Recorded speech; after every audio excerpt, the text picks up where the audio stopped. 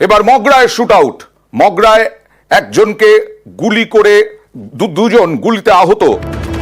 ধাওয়া করে বাইক ধাওয়া করে পেছন থেকে পরপর গুলি দুষ্কৃতীদের, হাতে পেটে পায়ে গুলি নিয়ে হাসপাতালে ভর্তি ওই দুজন।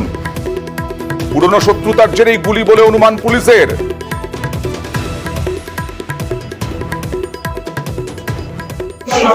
যারা গুলি চালিয়ে তাদেরকে চেনেন?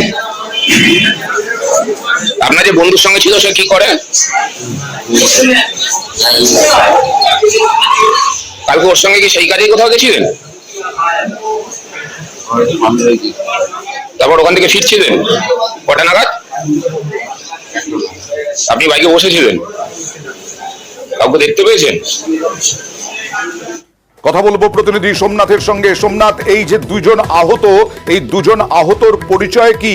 তাদের সঙ্গে কি এই দুষ্কৃতীদের পুরনো শত্রুতা?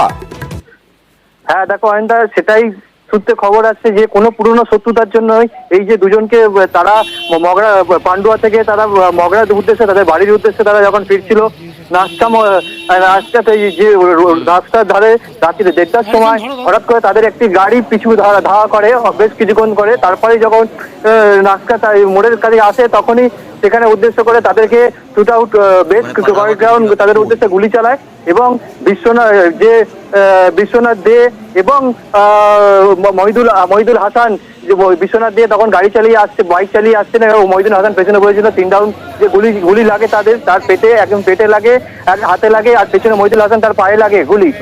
তারপরে তৈরি করি ওখানে পড়ে যায়। ওই সূত্রে ওখান থেকে বেরিয়ে চলে যায় যে গাড়িটি আসছিল।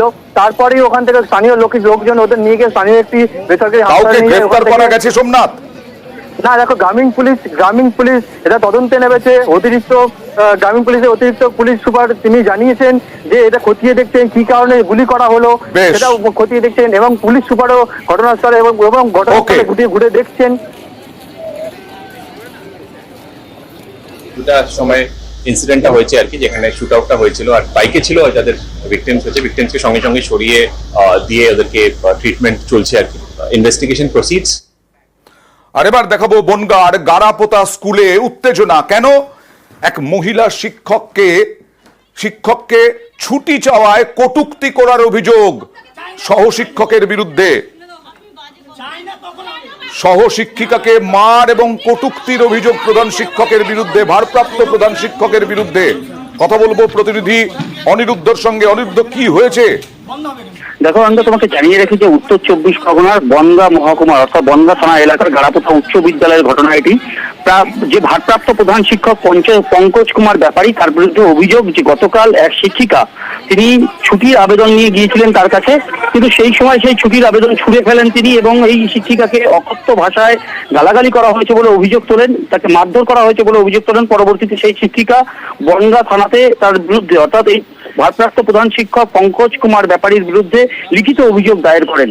এবং এই শিক্ষিকার অভিযোগ তিনি আগে পরেও এরকম ব্যবহার করেছেন, শিক্ষিকাদের সঙ্গে ছাত্রছাত্রীদের সঙ্গেও এরকম ধরনের ব্যবহার করেন।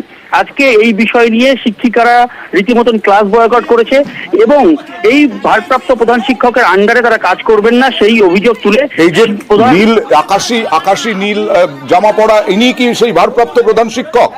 একদমই আনন্দ। দেখো তিনি কি বলার বোঝানোর চেষ্টা করছেন একবার দেখাবো। আপনি বলেছেন স্যার, আমার কন্যাকে বলেছেন ভিডিও হচ্ছে, আপনি কন্যাকে বলেছেন তো? না আমি বলি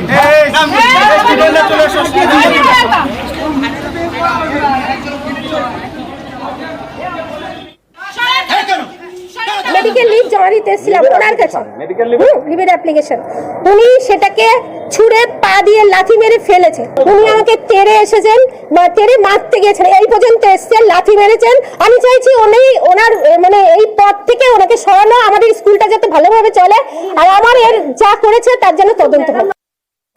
এই অ্যাপ্লিকেশনটা উনি আমাকে দিয়েছেন, এইটা উনি আগে সিসিএল নিয়েছে। এই দেখুন, এখান থেকে দেখো, আমি বলেছি যে সিসিএল আপনি হয়তো পান, স্কুলের স্বার্থ, যে স্বার্থটাকে চরিতার্থ করতে হবে, স্কুলটাকে এগিয়ে নিয়ে যেতে হবে, তার জন্য দেখেন তালা দিয়ে যাচ্ছে, দেখুন, তার জন্য আমি আপনাকে দ্বিতীয়বারের জন্য এই মেডিকেল ইস্যু করতে পারবো না। আমি মারধর করতে যাবো কেন? আমাকে মেরেছে, আমাকে এখানে